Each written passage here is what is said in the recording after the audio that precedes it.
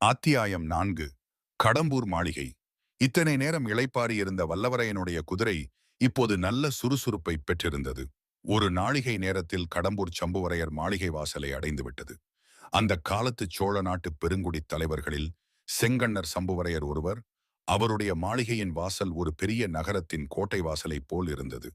வாசலுக்கு இருபுறத்திலும் எழுந்த நெடுஞ்சுவர்கள் கோட்டை சுவர்களைப் போலவே வளைந்து சென்றன.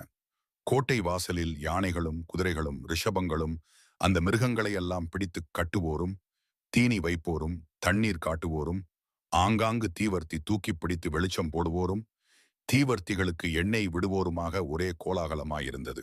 இதையெல்லாம் பார்த்த வல்லவரையனின் உள்ளத்தில் சிறிது தயக்கமும் துணுக்கமும் ஏற்பட்டன. ஏதோ இங்கே பெரிய விசேஷம் ஒன்று நடைபெறுகிறது. இந்த சமயத்தில் நாம் வந்து சேர்ந்தோமே என்று எண்ணினான்.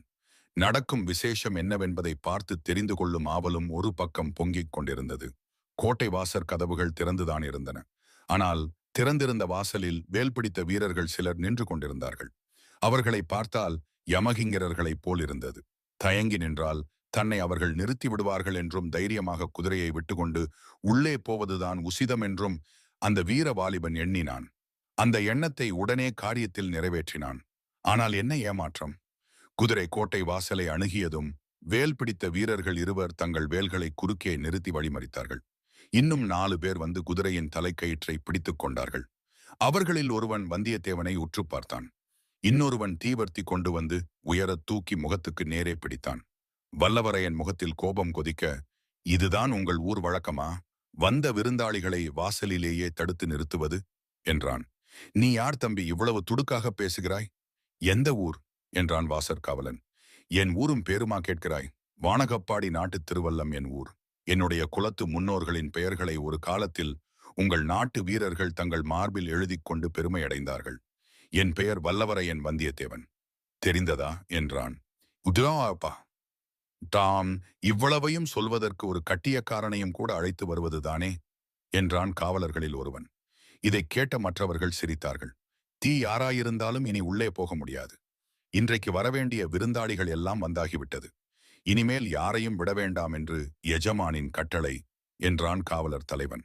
ஏதோ வாக்குவாதம் நடக்கிறதை பார்த்து கோட்டைக்குள்ளே சற்று தூரத்தில் நின்ற சில வீரர்கள் அருகில் வந்தார்கள். அவர்களில் ஒருவன், அடே அடே, நாம் அங்கே திருவிழா கூட்டத்தில் விரட்டி அடித்தோமே, அந்த குருதை போல இருக்கிறதடா என்றான். இன்னொருவன், கழுதை என்று சொல்லடா என்றான். கழுதை மேல் உட்கார்ந்திருக்கிறவன் என்ன விரைப்பாக உட்கார்ந்திருக்கிறான் பாரடா என்றான் மற்றொருவன். வல்லவரையன் காதில் இந்த சொற்கள் விழுந்தன. அவன் மனதிற்குள், என்னத்திற்கு வீண் வம்பு? திரும்பிப் போய் விடலாமா? அல்லது இளவரசர் ஆதித்த கரிகாலரின் முத்திரை பதித்த இலச்சினையை இவர்களிடம் காட்டிவிட்டு உள்ளே போகலாமா என்ற யோசனை தோன்றியிருந்தது. வடதிசை படையின் மாதண்ட நாயகராகிய இளவரசரின் இலச்சினையை பார்த்துவிட்டு தன்னை தடுக்கக்கூடியவர்கள் வடபெண்ணையிலிருந்து குமரிமுனை வரையில் யாரும் கிடையாது அல்லவா?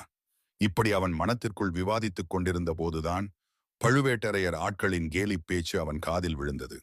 உடனே என்ன செய்ய வேண்டும் என்பதை முடிவு செய்து கொண்டான். குதிரையை விடுங்கள், திரும்பிப் போகிறேன் என்றான். தடுத்த வீரர்கள் குதிரையின் முகக்கயிற்றை விட்டார்கள். குதிரையின் அடிவயிற்றில் வந்தியத்தேவன் தன் இரு கால்களினாலும் ஒரு அழுத்து அழுத்தினான். அதே நேரத்தில் உடைவாளை உரையிலிருந்து உருவி எடுத்தான். மின்னல் ஒளியுடன் கண்ணை பறித்த அந்த வாள் சுழன்ற வேகத்தினால் அவனுடைய கையில் திருமாலின் சக்கராயுதத்தை வைத்துக்கொண்டு சுழற்றுவது போல் தோன்றியது.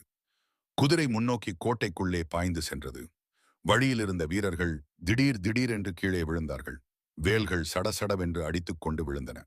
வம்பு பேசிய பழுவூர் வீரர்களின் பேரில் குதிரை பாய்ந்தது. இந்த மின்னல் தாக்குதலை சிறிதும் எதிர்பாராத வீரர்கள் நாற்புறமும் சிதறிச் சென்றார்கள். இதற்குள் வேறு பல காரியங்கள் நிகழ்ந்துவிட்டன. கோட்டை கதவுகள் தடால் தடால் என்று சாத்தப்பட்டன. பிடி பிடி என்ற கூக்குரல்கள் எழுந்தன. வேல்களும் வாள்களும் உராய்ந்து கிளாங் கிளாங் என்று ஒலித்தன. திடீரென்று அபாயம் அறிவிக்கும் முரசு டடம் டடம் என்று முழங்கிற்று. வந்தியத்தேவன் குதிரையைச் சுற்றிலும் வீரர்கள் வந்து சூழ்ந்து கொண்டார்கள். 20, 30, 50 பேருக்கு மேலேயே இருக்கும். குதிரையின் மேலிருந்த வந்தியத்தேவன் பாய்ந்து தரையில் குதித்தான்.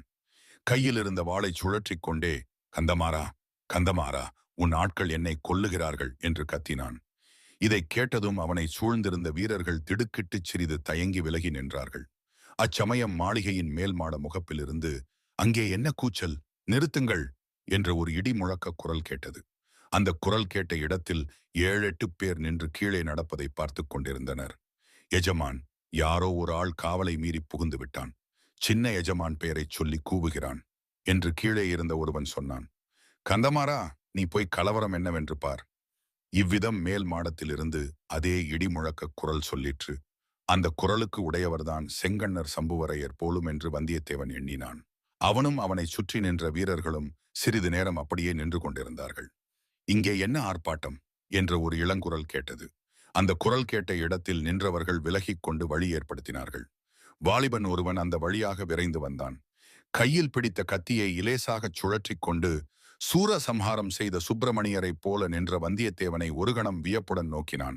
வல்லவா, என் அருமை நண்பா, உண்மையாகவே நீதானா என்று உணர்ச்சி ததும்ப கூவிக்கொண்டு ஓடிச் சென்று வல்லவரையனை அந்த இளைஞன் கட்டி தழுவிக் கொண்டான். கந்தமாரா, நீ படித்து படித்து பல தடவை சொன்னாயே என்று உன் வீட்டுக்கு வந்தேன். வந்த இடத்தில் எனக்கு இத்தகைய வீர வரவேற்பு கிடைத்தது என்று வந்தியத்தேவன் தன்னை சுற்றி நின்றவர்களை சுட்டிக்காட்டினான். அவர்களை பார்த்து, சீ, முட்டாள்களே, போங்களடா, உங்கள் அறிவு உலக்கை கொழுந்துதான் என்றான் கந்தமாறன். கந்தமாறன் வந்தியத்தேவனின் கையை பிடித்து பரபரவென்று இழுத்து கொண்டு போனான். அவனுடைய கால்கள் தரையில் நில்லாமல் குதித்துக் கொண்டே இருந்தன. அவனுடைய உள்ளமும் துள்ளிக் குதித்தது. யௌவன பிராயத்தில் உண்மையாக உள்ளம் ஒன்றுபட்ட ஒரு நண்பன் கிடைத்தால் அதைக் காட்டிலும் ஒருவனை பரவசப்படுத்தக்கூடியது வேறு என்ன உண்டு? ஆம், காதல் என்பது ஒன்று இருக்கத்தான் செய்கிறது. ஆனால் காதலில் இன்பமும் குதூகலமும் எத்தனை உண்டோ அதைவிட அதிகமான துன்பமும் வேதனையும் உண்டு. யௌவனத்து சிநேக குதூகலத்திலோ துன்பத்தின் நிழல் கூட விழுவதில்லை. ஒரே ஆனந்தமயமான இதய பரவசந்தான். போகிற போக்கில் வல்லவரையன், கந்தமாரா, இன்றைக்கு என்ன இங்கே ஏக்கதடபுடலாயிருக்கிறது? இவ்வளவு கட்டுக்காவல் எல்லாம் எதற்காக என்றான். இன்றைக்கு இங்கே என்ன விசேஷம் என்பதை பற்றி அப்புறம் விவரமாக சொல்கிறேன். நீயும் நானும் பெண்ணை ஆற்றங்கரை பாசறையில் தங்கியிருந்த போது பழுவேட்டரையரை பார்க்க வேண்டும், மழவரையரை பார்க்க வேண்டும், அவரை பார்க்க வேண்டும், இவரை பார்க்க வேண்டும் என்று சொல்வாயே, அந்த அவர், இவர், சுவர் எல்லோரையும் இன்றைக்கு இங்கேயே நீ பார்த்து விடலாம் என்றான் கந்தமாறன். பிறகு விருந்தாளிகள் அமர்ந்திருந்த மாளிகை மேல் மாடத்துக்கு வல்லவரையனை கந்தமாறன் அழைத்துச் சென்றான். முதலில் தன் தந்தையாகிய சம்புவரையரிடம் கொண்டு போய் நிறுத்தி, அப்பா, என் தோழன் வானர்குலத்து வந்தியத்தேவனை பற்றி அடிக்கடி தங்களிடம் சொல்லிக் கொண்டிருப்பேனே, அவன் இவன்தான் என்றான். வந்தியத்தேவன் பெரியவரை கும்பிட்டு வணங்கினான். வரையர் அவ்வளவாக மகிழ்ச்சியடைந்ததாக தோன்றவில்லை. அப்படியா, கீழே அரண்மனை வாசலில் அவ்வளவு கலவரம் செய்தவன் இவன்தானா என்று கேட்டார். கலவரத்துக்கு காரணம் என் தோழன் அல்ல, வாசல் காப்பதற்கு நாம் அமர்த்தியிருக்கும் மூடர்கள் என்றான் கந்தமாறவேள்.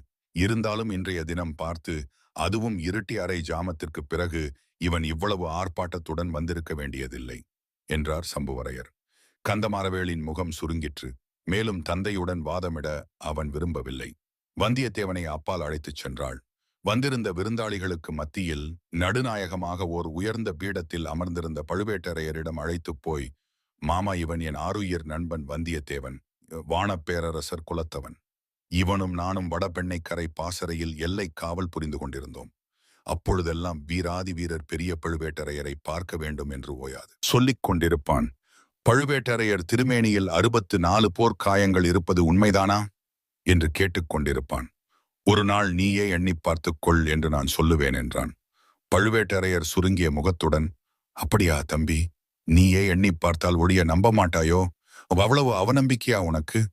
வானர் குலத்தை காட்டிலும் வேறு குலத்தில் வீரம் இருக்க முடியுமா என்ற சந்தேகமோ என்றார். தோழர்கள் இருவருமே திடுக்கிட்டு போனார்கள். தோத்திரமாகச் சொன்னதை இப்படி இவர் குதர்க்கமாக எடுத்துக்கொள்வார் என்று எதிர்பார்க்கவில்லை. வந்தியத்தேவனுடைய மனத்தில் எரிச்சல் குமுறியது. ஆயினும் வெளியில் காட்டிக்கொள்ளாமல், ஐயா, பழுவேட்டரையர் குலத்தின் வீரப்புகழ் குமரி முனையிலிருந்து இமயம் வரையில் பரவியிருக்கிறது. அதை பற்றி சந்தேகிப்பதற்கு நான் யார் என்று பணிவுடன் சொன்னான். நல்ல மறுமொழி, கெட்டிக்கார பிள்ளை என்றார் பழுவேட்டரையர்.